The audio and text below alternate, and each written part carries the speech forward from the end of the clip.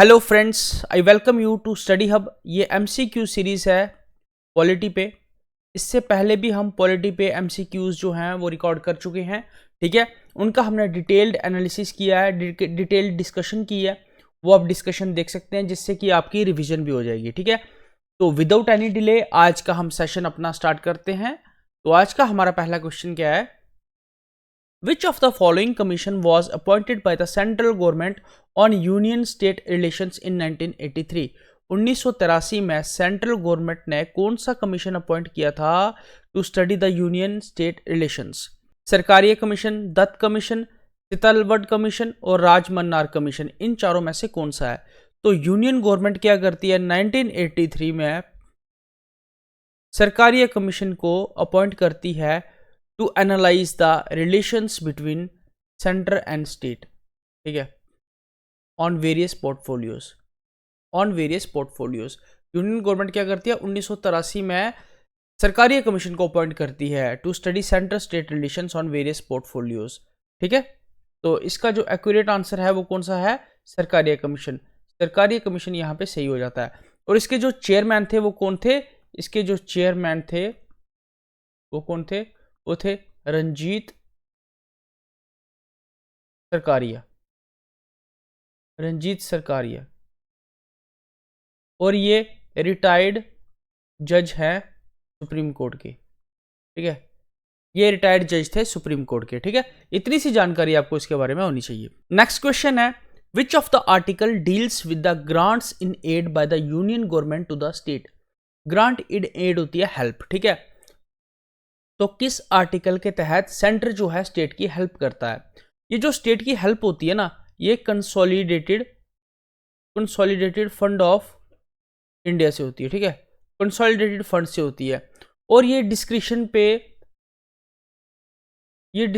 Based होता है central government की कि वो कितना फंड देगी। ठीक है, it is based on the description of the central government कि वो कितने फंड्स जो हैं वो रिलीज करेगी स्टेट के लिए।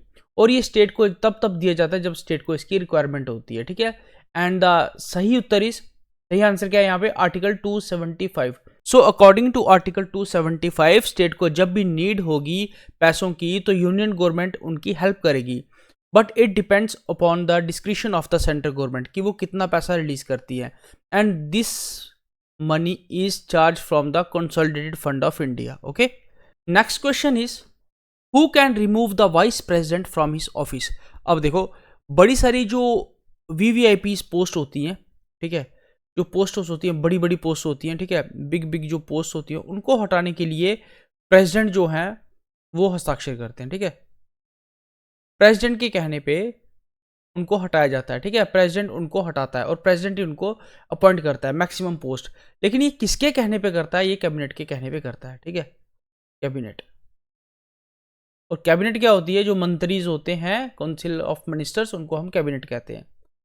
ठीक है, तो अब मैं आपको एक बात बताता हूं, यहां पे जो वाइस प्रेसिडेंट को रिमूव किया जाता है वो प्रेसिडेंट के द्वारा यहां पे नहीं किया जाता है, प्राइम मिनिस्टर के द्वारा भी नहीं किया जाता है और इसके द्वारा भी नहीं किया जाता है। इसका तो कोई मतलब नहीं है। तो यहां पे पार्लियामेंट में इसके खिलाफ क्या होती है? वोटिंग होती है। वाइस प्रेसिडेंट को हटाने के लिए मोशन इंट्रोड्यूस होता है और उसके खिलाफ वोटिंग होती है। अगर वो वोटिंग क्लियर हो जाती है, दोनों हाउसेस में पास हो जाती है, तो वाइस प्रेसिडेंट को रिमूव किया जाता है। ठीक है, और प्रेसिडेंट के लिए भी पार्लियामेंट में ही वोटिंग करवाई जाती है उनको रिमूव करने के लिए, उनकी इंपीचमेंट करने के लिए। इसको इंपीचमेंट कहते हैं, इनके रिमूवल को। ठीक है, next question is, the vice president is ex officio chairman of the. Ex officio होता है एक काम करते करते दूसरा काम भी करना। एक देसी भाषा में आपको बताऊं तो एक काम करते करते दूसरे काम भी करना। ठीक है, तो जो वाइस प्रेसिडेंट है वो क्या करते हैं? वाइस प्रेसिडेंट होने के साथ साथ वो राज्यसभा के चेयरमैन भी होते हैं। ठीक है, राज्यसभा के क्या होते हैं? चेयरमैन भी होते हैं। अब वो इसका काम भी करते हैं, इसका काम भी करते हैं। ठीक है, तो यहां पे उत्तर क्या हो जाता है? राज्यसभा। अब आपको बताता हूं कैसे। जब भी हमारे प्रेसिडेंट क्या हो, एब्सेंट हो जाए, ठीक है, किसी भी कारणवश, वो इलनेस से हो सकते हैं, ठीक है, उसके बाद एब्सेंट हो सकते हैं, तो तब क्या होगा? हमारे जो वाइस प्रेसिडेंट है वो अपना जो मतलब रोल अदा करेंगे वो प्रेसिडेंट का करेंगे। उनको सैलरी भी यहाँ पे प्रेसिडेंट की मिलेगी, ठीक है। क्या मिलेगी? सैलरी उस टाइम तक प्रेसिडेंट की मिलेगी जब तक वो अपने प्रेसिडेंट का रोल अदा कर रहे हैं। ऐसे उनको सैलरी किसकी मिलती है? राज्यसभा चेयरमैन की मिलती है। तो जब ये एक्ट करते हैं एज अ प्रेसिडेंट, तब इनकी जो सैलरी होती है और इनके प्रिविलेजेस होते हैं वो सारे प्रेसिडेंट के इक्वल होते हैं, ठीक है। Next question is which of the following state is associated with the article 370 of the Indian Constitution very famous? The Jammu and Kashmir state is associated with the article 370 of the Indian Constitution. Okay, तो Jammu and Kashmir यहाँ पे बिल्कुल right उत्तर हो जाएगा। When was the treaty of accession related to Jammu and Kashmir? ये कब sign हुई थी ट्रीटी ऑफ एक्सेशन? तो हरि सिंह जी के बीच में हुई थी और ये नेहरू जी के बीच में हुई थी, ठीक है। October 1947 is the right answer here. Not this, and not this. ठीक है, तो October 1947 is the correct here. तो Treaty of Accession is signed in October 1947. वही instrument of accession जो साइन हुआ था नेहरू और हरि सिंह जी के बीच में, उन्होंने साइन किया था इसको। Next question is the prime minister is appointed by which one of the following? Prime minister को कौन यहाँ पे अपॉइंट करता है? तो ये सब नहीं करते हैं, will not waste your time. तो प्रेसिडेंट यहाँ पे अपॉइंट करता है प्राइम मिनिस्टर को। और प्राइम मिनिस्टर को कैसे अपॉइंट किया जाता है? देखो, जब बड़े सारे एमपीज इलेक्शन में आते हैं तो वहाँ पे उनका एक लीडर होता है और उसी लीडर को क्या बनाया जाता है? पीएम बनाया जाता है, ठीक है। क्या बनाया जाता है? पीएम बनाया जाता है। ये क्या है? इनका पीएम है। ये पीएम क्या करता है? ये इन सारों की, अपने मिनिस्टर्स की मदद लेके, हेल्प लेके डिसीजन लेते हैं और वही डिसीजन लेके प्रेसिडेंट को बताते हैं और प्रेसिडेंट उस पर एक्ट करता है एज एन एग्जीक्यूटिव, ठीक है। समझ आई बात? क्या करता है? एज एन एग्जीक्यूटिव उस पर एक्ट करता है। अब हमें पाकिस्तान पे या चाइना पे वॉर डिक्लेयर करनी है तो उसका डिसीजन कौन लेगा? उसका डिसीजन प्रेसिडेंट नहीं लेगा। हाँ, प्रेसिडेंट के नाम के ऊपर ये वॉर डिलीवर होगी, ठीक है। ये जो वॉर होगी ये राष्ट्रपति के नाम के ऊपर स्टार्ट होगी, लेकिन इसको राष्ट्रपति स्टार्ट नहीं करेंगे। इसको स्टार्ट एक्चुअल में कौन करवाएगा? Prime minister of India. Prime minister of India बोलेंगे सिचुएशन हाथ से बाहर जा रही है, अभी कुछ करना पड़ेगा। तो प्राइम मिनिस्टर क्या करेंगे? इनके पास ये लेके जाएंगे डॉक्यूमेंट्स ऑफ वॉर, तो यहाँ पे ये साइन करेंगे and the officially war will be started, ठीक है। तो प्रेसिडेंट के नाम पे वॉर स्टार्ट होगी, करवाएंगे कौन? Prime minister. तो जो भी काम होता है देश में, बड़े काम जो भी होते हैं, ठीक है, आपकी जो अपॉइंटमेंट होती है एज अ यूपीएससी, जब आप क्लियर करते हैं एज एन आईएएस ऑफिसर, आपकी अपॉइंटमेंट होती है, तो उस पर भी जो साइंड होते हैं वो राष्ट्रपति के होते हैं, वो आपको अपॉइंट करते हैं, ठीक है, ना कि प्रधानमंत्री। तो जो भी काम होते हैं वो प्रेसिडेंट के नाम के होते हैं, ठीक है, प्रेसिडेंट के नाम पे होते हैं। Who among the following shall communicate to the president all the decisions of the council of minister under article 78? इस आर्टिकल के अंडर क्या होता है कि प्राइम मिनिस्टर कोई भी डिसीजन लेना हो, जो भी दिनचर्या का या जो भी आपके हाउस का जो बिजनेस है उसको प्रेसिडेंट को बताते हैं। क्या बताते हैं? उसको प्रेसिडेंट को बताते हैं। ये काम किसका? प्रेसिडेंट का, ना इनका, ना इनका, ना इनका। तो प्राइम मिनिस्टर क्या होते हैं? लीडर होते हैं, अपने काउंसिल के लीडर होते हैं। तो वो क्या करते हैं? कम्युनिकेट करते हैं प्रेसिडेंट के साथ कि आज हाउस में ये बिजनेस हुआ।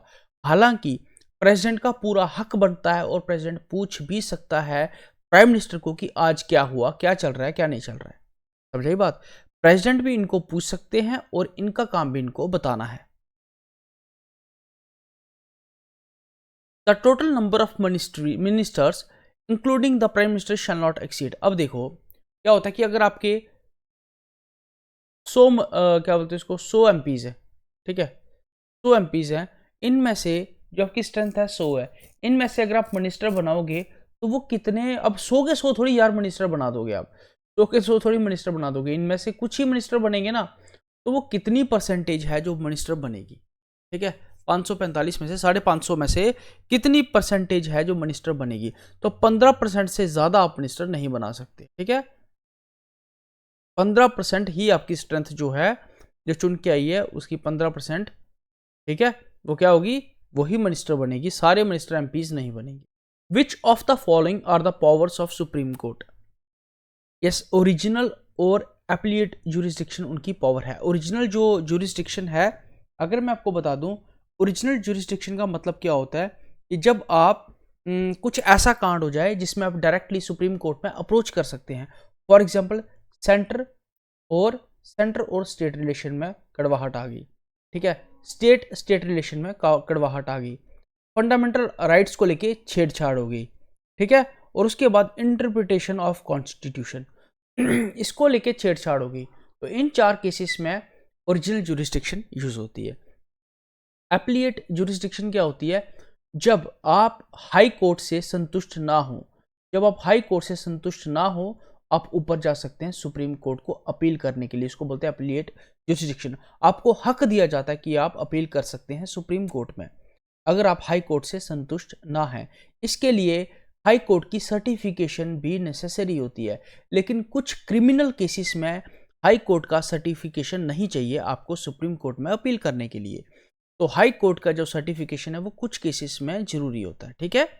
अपॉइंटमेंट ऑफ एडॉक जजेस, ठीक है, ये टेम्परेरी जजेस होते हैं जो अपॉइंट करने होते हैं, उनमें ये भी उसकी पावर है। Judicial review, yes very good, judicial review भी। तो ये तीनों क्या हो जाते हैं, इसके क्या होते हैं, फंक्शंस हो जाते हैं, पावर्स हो जाते हैं। तो all of the above is the right here. The impeachment of the president is carried by which one of the following. Impeachment कौन करता है? अभी जस्ट मैंने आपको पहले बताया, ये सब नहीं करते उसकी इम्पीचमेंट, पार्लियामेंट। पार्लियामेंट क्या करता है? इम्पीच कर सकता है जब मोशन इंट्रोड्यूस होता है, पार्लियामेंट में मोशन जब प्रेसिडेंट के खिलाफ इंट्रोड्यूस होता है तो प्रेसिडेंट को भी अपने आप को बेगुनाह साबित करने के लिए मौका दिया जाता है, टाइम दिया जाता है, ठीक है। तो प्रेसिडेंट क्या कर सकते हैं, अपने आप को भी डिफेंड कर सकते हैं। हालांकि ये लोकसभा पे, ये पार्लियामेंट पे डिपेंड करता है कि उनकी जो डिफेंस जो अपना दे रहे हैं वो सुनना है कि नहीं सुनना है। अगर पार्लियामेंट चाहे तो उनको हटा भी सकती है डिफेंस सुनने के बावजूद भी, ठीक है। तो पार्लियामेंट यहां पे क्या करती है, प्रेसिडेंट को हटा सकती है, इम्पीच कर सकती है। Article 368 is a very important article, is related to the amendment in the Constitution of India, ठीक है। not it's not related to the Supreme Court, not central state relations, above ये गलत है। तो constitutional amendment on the Constitution of India, Article 368 is related to the constitutional amendment and procedure to amend the constitution, ठीक है, and procedure to amend the constitution. In how many ways constitution amendment in India can take place? देखो कितने veg हैं, ठीक है, constitution amendment करने के India में 3 टाइप्स हैं, ठीक है, टाइप्स बोल सकते हैं, 3 वेज है, ठीक है।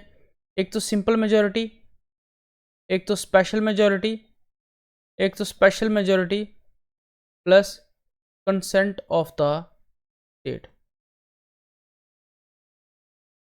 ठीक है, plus consent of the state, ये 3 वेज है, ठीक है। तो 3 यहां पे राइट हो जाए। Which of the following constitution amendment the age of voting 21 से लेके 18 कब हो गई भैया, ठीक है, 21 थी ना पहले एज, ठीक है, वोटिंग की, तो 18 कब होगी? It is 61st constitutional amendment which reduces the age of voting from 21 to 18। So question, ये जो लास्ट क्वेश्चन है हमारा, इसका जो आंसर है वो है सी, ठीक है। तो सी यहाँ पे एक्यूरेट हो जाता है, ए बी ए डी गलत हो जाते हैं, ठीक है, सी यहाँ पे ठीक हो जाता है। 86 कॉन्स्टिट्यूशन अमेंडमेंट में जो ये एजुकेशन के रिलेटेड है, ठीक है, एजुकेशन बच्चों के लिए 6 से लेके 14 साल के लिए कंपलसरी एजुकेशन, ठीक है, कंपलसरी एजुकेशन, कंपलसरी एजुकेशन बच्चों के लिए, ठीक है। तो this is all about the lecture. Thank you so much and see you in the next lecture.